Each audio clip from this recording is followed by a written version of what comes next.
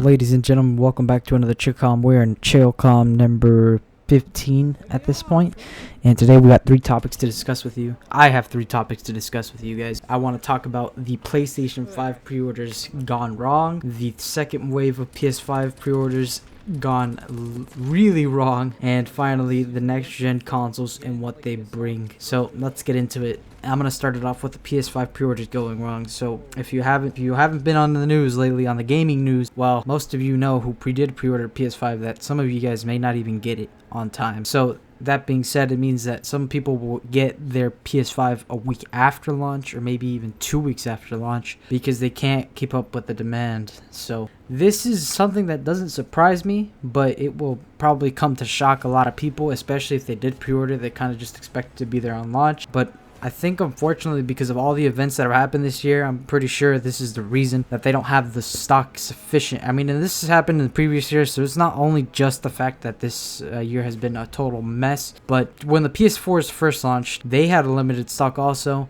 so I'm not really surprised that the PS5s are going to have very limited stock, and that they are also going to have to ship those a week after launch so people can finally get their pre-order dates. Now, what does this mean for the casual consumer, the guy that has no idea about pre-ordering, that doesn't care about pre-ordering? Well, that guy's gonna walk into a Best Buy or a GameStop or a Walmart or a Target, and he is gonna be pissed out of his mind because he can't get a PS5. And this is what's going to incite a lot of maybe potentially violent incidents occurring with these PS5s. It happened with the PS4, so I wouldn't be surprised if it happens with the PS5. So for all you guys that have your pre-orders, make sure you guys stay safe when you get your pre-orders. Make sure you guys have someone to go with you, get a buddy to tag along with you just in case things go south. Always carry something to protect you, not necessarily a gun, but maybe just a knife, a pocket knife, in case. This is only at the very extreme. I doubt you're going to get attacked or you're going to get robbed. But, you know, in the case that there are some crazy people out there who can't get their PS5 and they will actually want it and just are crazy obsessed with it, just stay safe, okay? So that's my news. And, you know, my take on this PS5 sort of pre-order fiasco thing gone wrong. I think we can't really blame Sony for this. Sony has just, I mean, they're trying to stay consistent with the stock, but the demand is just so high at this point that so many people want to get their hands on this PS5. And I think most people won't even get a PS5 till 2021. That being said, maybe even late 2021. So who knows? We'll see. Either way, I hope you guys were able to get your hands on a PS5 pre-order. I wasn't able to get my hands on a PS5 pre-order, but hopefully you guys did. Maybe even an Xbox Series X pre-order, as those have also gone on to sell out. Now going on to the actual PS5 pre-order, the second wave came out I think about a week ago. I personally went to 2 different GameStops in my local area, and to no avail. I showed up there around like 8 a.m.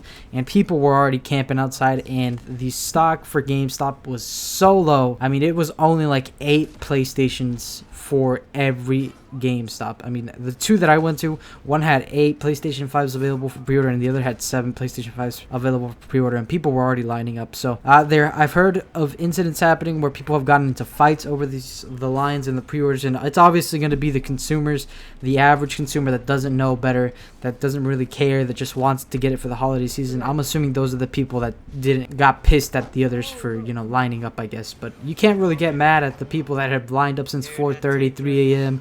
I mean, those guys are hardcore dedicated. I mean, I met those guys and I talked to them for a bit. And you know, I really couldn't be mad at them for being there earlier than I was. I mean, they just wanted it more, so there you go. Obviously, that being said, hopefully we can get more stock, maybe another pre-order wave. Hopefully, that's what I'm kind of hoping for right now, that maybe there might be another pre-order wave, maybe a 3rd wave, and hopefully I can camp out outside of a store, because going online to get one of these things to pre-order is just a goddamn mess. Do not even use the website. It's just a mess. Now finally, talking about the Xbox Series X and the PS5, both comparing their specs and their power. So there's a lot of things going on here, guys. And the Xbox Series X, from what I know, Microsoft has sent some prototype Xbox Series X's to different YouTubers and video game industry reporters, if you may, and they basically gave their thoughts and their initial thoughts and impressions of the power of the Xbox Series X, and they're really impressed, especially with the SSD,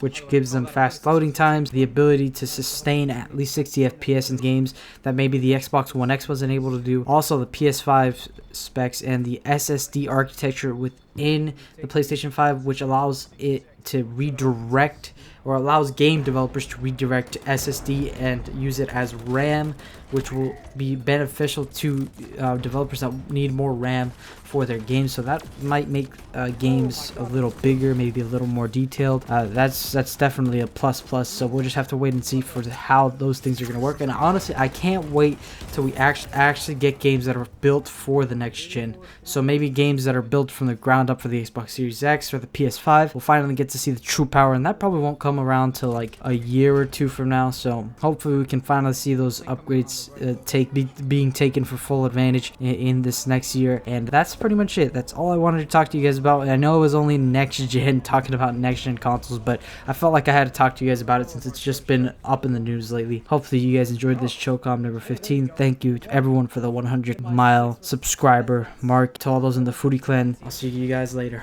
Goodbye. Have a good one.